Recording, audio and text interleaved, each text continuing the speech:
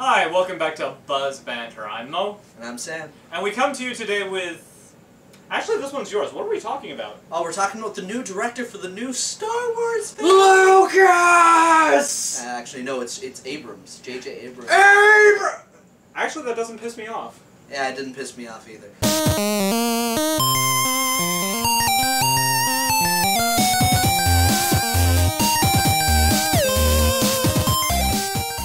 Yeah, J.J. Abrams. Well, there is some concern. Well, why? Well, he did Star Trek. So what are the concerns that people have been raising about J.J. Abrams directing the new Star Wars? Okay, well, it's only a particular concern about J.J. Abrams, and it's that they don't want the new Star Trek, because the new Star Trek looked a lot like old Star Wars. It had a lot of... There's a parallels to be made. They don't want that translating into new Star Wars. And they also don't want his... they don't want his certain techniques that he is known for also translating. I swear to God, if you say lens flare, I will beat you with both hands. You know it's terrible.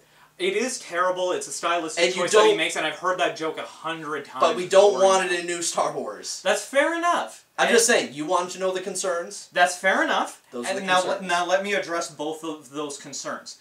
How much lens flare do you have in Fringe? Because that is a J.J. Abrams project. Look, he made a stylistic choice for the new Star Trek that brought it to a wider audience, number one, alright? But, number two, okay.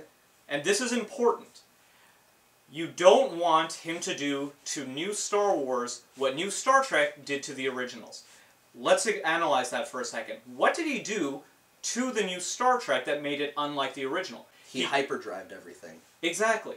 He took all of the adventure and action elements that were always there and brought them to the fore. They took a back seat in the original, and that's my point. That to say that he would radically change it, you know what? There's no radical change to be had. It's already an adventure story. My point is, first of all, to the lens flare, if he starts putting the whole frickin' lens flare thing in, it's just gonna end up looking like the new Star Trek movie. Two, when it comes to like that, you know, just having them both, like, different. They need to have different feels. If they have the same feel, they almost become the same movie. And then essentially he's working off a cheat sheet. Which I think Star Wars, being what it did and what it is, deserves more than that. It needs to be its own thing. It used to be.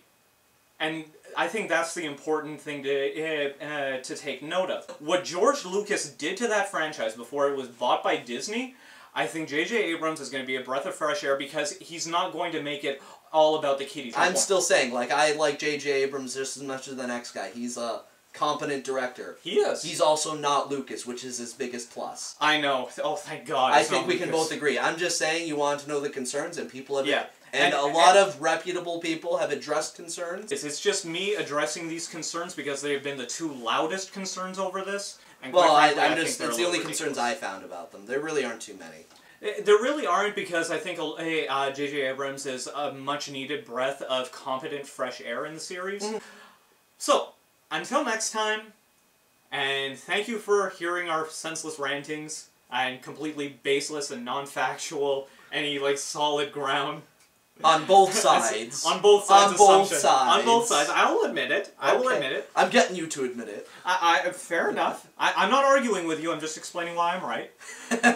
And Sure, okay. Until next time, I'm Mo. I'm Sam.